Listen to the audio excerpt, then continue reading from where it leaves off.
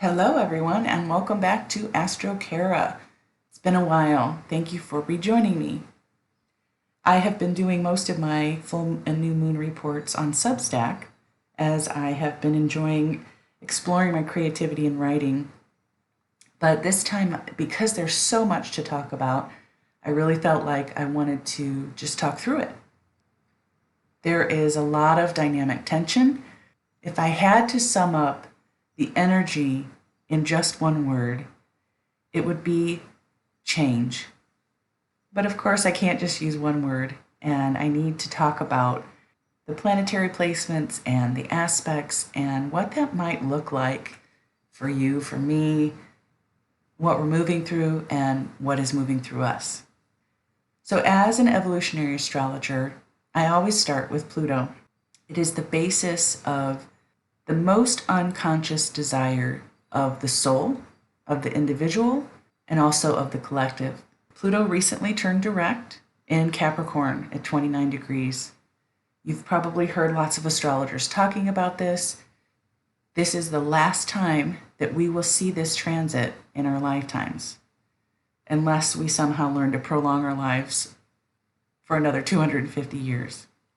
So not only is it an important transit, it is also impactful.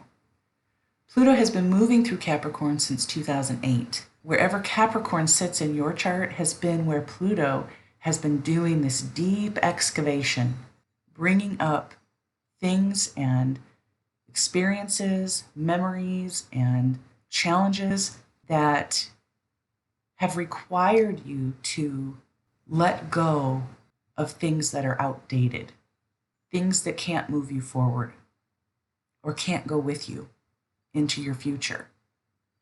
Now, the thing with Pluto is it's also related to attachment. And the challenge with desire and attachment is that we don't want to give up when things come to an end because of fear of loss or our need for security, whatever it might be.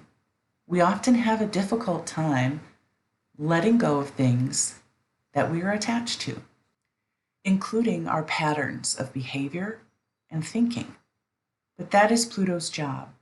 Pluto reminds us of the law of impermanence, that nothing lasts forever. And it's deeply impactful when we feel a loss, whether that's a loss of a loved one, a pet, a relationship, a job, or if we're working on ourselves, the loss of connection to our sense of who we are. And it leaves us in a sort of void. With all of this ending, with all of this completion of letting go and recognizing what can't go with us forward, we also get to see the glimpse of where we're going. And the part about this cardinal energy, cardinal signs are Aries, Cancer, Libra, and Capricorn. It is the initiation of change. If we think about it in the natural world, the cardinal signs initiate our seasons. In the northern hemisphere, Aries season is spring. Cancer brings summer. Libra, autumn. And Capricorn, winter. But it's a time of change. It's a time of shifting, and it's just part of the natural cycle. So as we are completing this transit of Pluto through Capricorn, we now get to see a glimpse of what we're moving into. Mars in Cancer. If Pluto is the deepest unconscious desire and attachment of the soul, Mars as its lower octave is our more conscious, instinctual, actively moving desire that we're aware of, that we act on, that we create movement around. Mars in the sign of Cancer can often feel quite insecure. It can also feel stifled. Mars is a fire sign. It's active. It's yang energy. Cancer is a water sign, and it's yin, reflective, internal. So a lot of times when I talk about Mars being in a water sign, I use the analogy of trying to run in water. We feel the resistance. And because Cancer is our innermost connection to ourselves and our sense of identity, our comfort, and what feels secure, Mars comes along and says we need to make new changes. We need to do new things. We need to experience new experiences. But Cancer says, no, no, no. I'm comfortable here. This is what feels familiar and secure to me.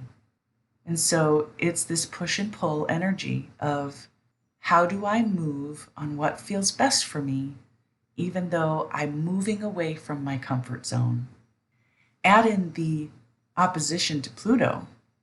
This creates another dynamic, another level. I have Pluto opposing Mars in my natal birth chart, and I can tell you that it's quite a challenge. The desire of the soul, Pluto, and the desire of the will, Mars. And I recently did an interview with a few fellow astrologers.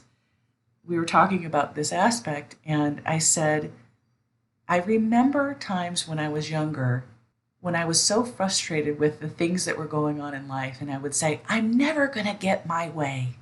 Every time I try to do something that I want to do, somehow it never works out. It never comes my way. And of course, that's not true.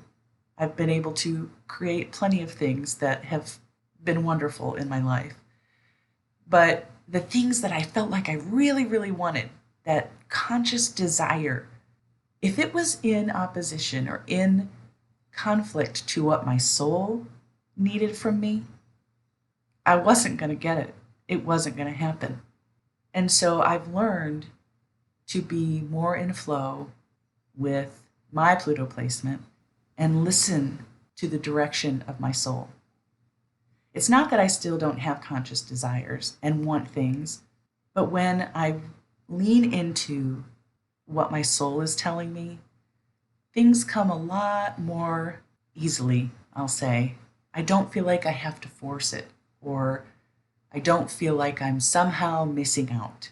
That's probably the best way that I can describe it. So if you're feeling with this current opposition like you're struggling to figure out what it is that you want to do, what direction you want to move in, and it just feels like everywhere you turn, maybe you're coming up against limitations and restrictions and things that just don't feel like it's ever going to work itself out, you're not alone. I want to talk a little bit about this Mars in Cancer, especially currently as this axis is happening and it's squaring the Sun and Moon in Libra Aries. Intuitively, what it feels like to me is coming to terms with the times in our life that we felt like we needed protection and it wasn't there. When we're children and we don't really understand the way the world works and we're trying to just be our youthful selves, and maybe we needed someone to guide us, or better yet, just keep the danger away in that protective manner. And when that didn't happen and we were hurt, it's painful. And I want to sit with this for just a moment, and I hope that you will give yourself space to reflect on what might be coming up for you around this. Where did you need to be protected and it wasn't there? There is a level of grieving that needs to occur in order to move through that sometimes. Let yourself be angry. Let yourself be sad. Let yourself feel exhausted in the thought that why weren't they there for me? And when you've allowed yourself to feel those feelings and process through those emotions, come back to yourself and remember that you, as yourself now, can make new choices. There's a certain amount of acceptance that we can come to around, I can't change what happened. I can only choose differently moving forward. This feels like the sextiles between Venus, Pluto, and Neptune. What is it that you need to allow yourself to be in, to go into the depths of, to release, and to feel into? And I want to bring in forgiveness. And this is always a challenging thing to talk about because most of the time we don't choose trauma. We wouldn't choose to have these horrible things happen to us. We wouldn't choose to be unprotected. And so I'm not necessarily advocating that you forgive the person or people that hurt you. What I am advocating for is that you are willing to take yourself into the depth of what might really be in there for you of self-forgiveness. And I think on the surface, most of us would say, wait a minute, I didn't do anything. I didn't deserve that. Of course not. But because our psyches want to make sense of things that happen to us, we search for maybe, what could I have done differently? What could I have said differently? Or what choice could I have made that might not have led me down that path, that might have prevented that from happening? And we sometimes can get stuck in that space, and shame creeps in, that somehow we could have changed it. We could have made it different, but we can't change what happened. We can only make new choices moving forward. And so somewhere in there, be willing to go into yourself and find that place where those questions exist and give it grace. Offer it forgiveness. Offer yourself forgiveness. And this leads me to Jupiter retrograde in Gemini. What are the stories that we tell ourselves? Are they based on truth? Our truth is our perceptions. And sometimes our perceptions are skewed because of our trauma. It doesn't mean that our feelings are invalid. It doesn't mean that what happened didn't happen. It means that our memory of it, or the story that we continually tell about it, might not be the full picture.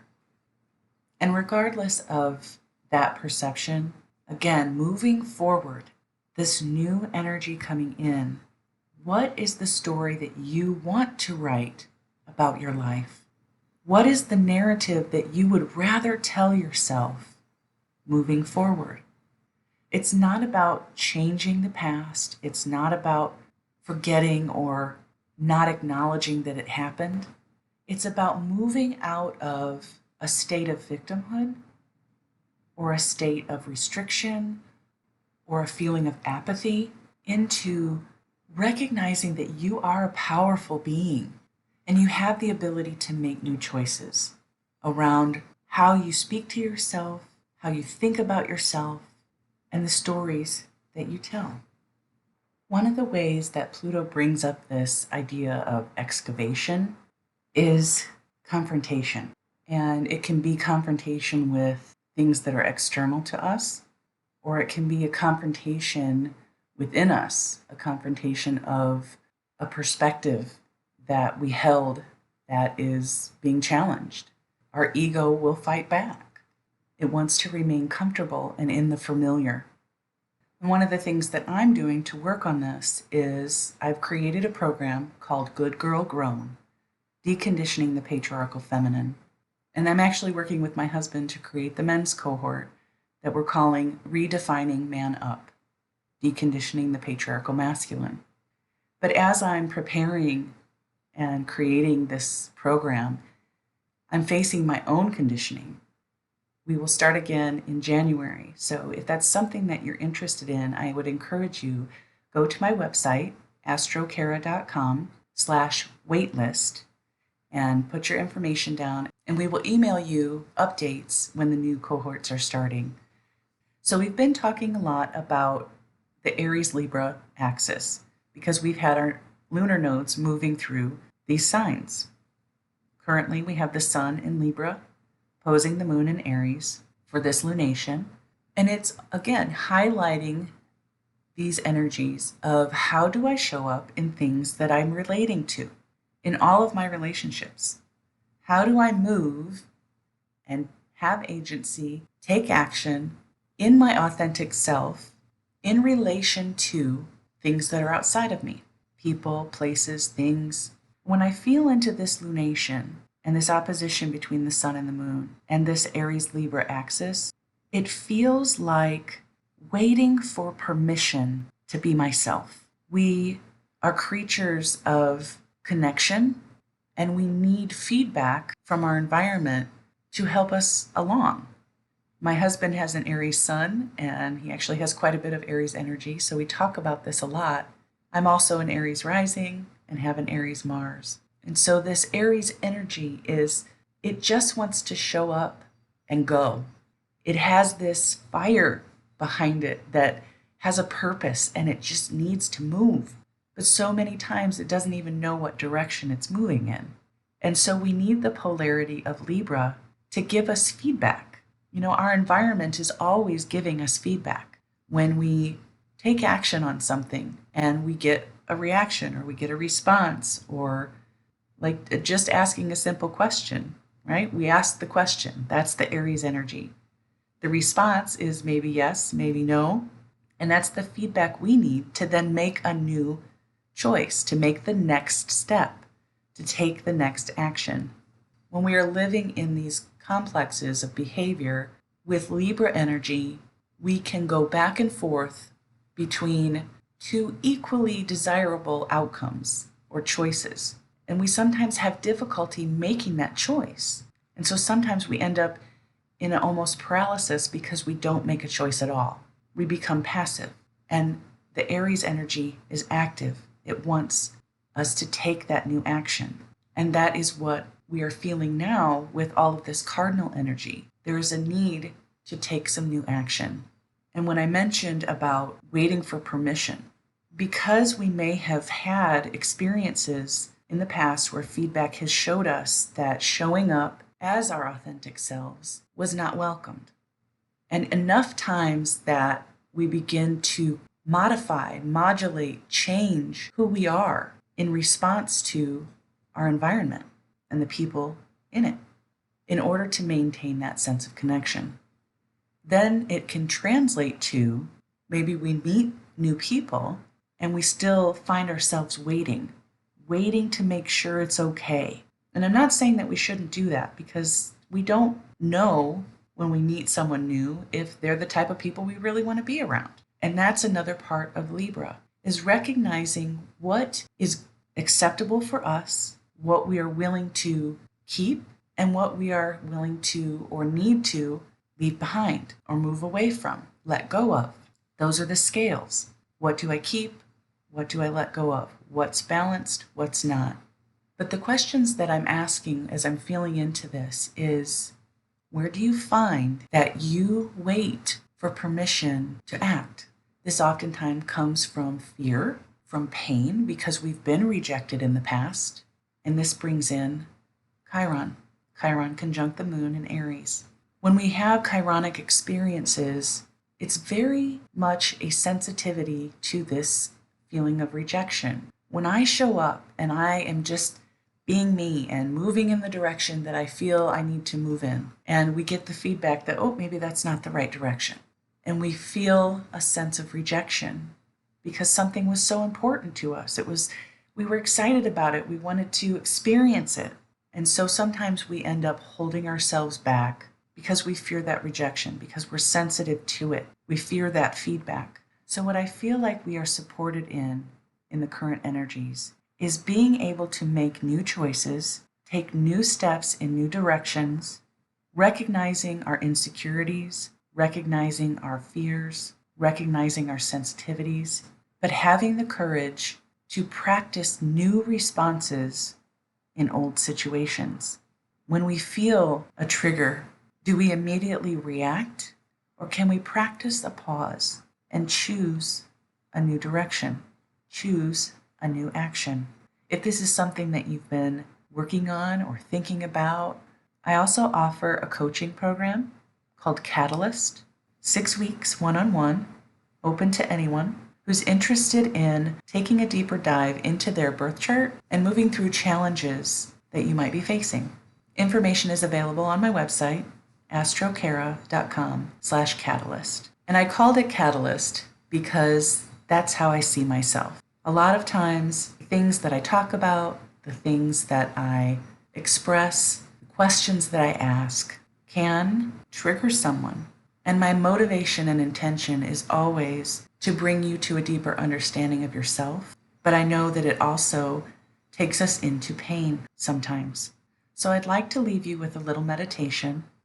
Begin to move yourself into a comfortable position. Settle in a little. Remind your mind and your body that you're safe to relax.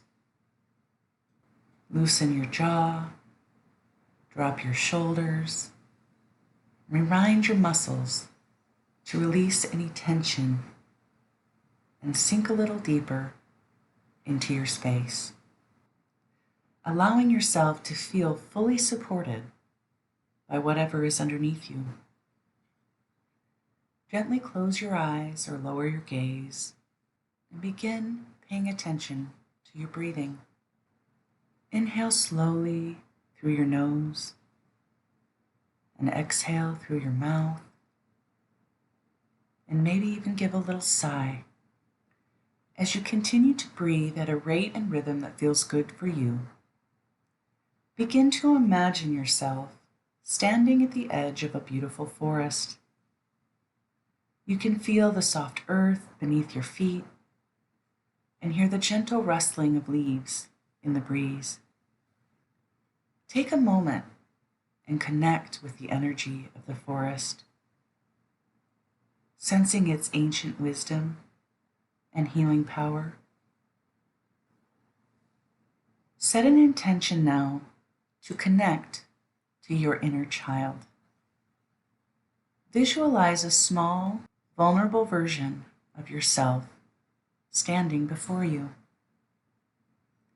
See this child as clearly as you can. Notice their appearance, their expression. How are they feeling? Approach this child with a warm and loving smile. Sit beside them and offer them your hand. As they take your hand, feel this deep connection and trust that's forming between you. Take a moment to communicate with your child, reassuring them that you are here to listen and support them. Invite them to join you on a journey into the forest. Together, begin walking deeper into the forest and begin to notice the vibrant colors, the scent of the trees, and the soothing sounds of nature. This forest becomes a safe and sacred space where you and your inner child can explore, express, and heal. As you continue walking, you come across a gentle stream flowing through the forest. The water sparkles with energy of joy and innocence. Guide your inner child to the edge of the stream and invite them to dip their feet in the water. Watch as their face lights up with delight, feeling the healing energy of the stream wash over them, cleansing away any pain or sadness. Walk along the stream together, following its meandering path deeper into the heart of the forest. And as you walk, be open to any memories, emotions, or insights that arise. Trust this process and allow your inner child to guide you. You eventually reach a clearing and you see it bathed in soft golden light. And in the center of this clearing, there is a large ancient tree. This tree symbolizes the strength and wisdom that resides within you. Move with your child to the base of the tree and lean against its sturdy trunk. Encourage your child to share their feelings, fears, and desires with the tree. Reassure them that the tree is a wise and loving listener, capable of holding all their pain and transforming it into healing energy. As your child shares with the tree, listen attentively and offer words of comfort and understanding. Remind them that they are deeply loved and you are here to protect and nurture them. Encourage them to release any pain, anger, or sadness that they have been carrying, allowing it to flow out of their body and into the roots of the tree. As you observe the child releasing their burdens, see the tree absorb the energy and transmute it into pure light and love. Feel this healing energy radiating from the tree, enveloping both of you in a warm, comforting embrace.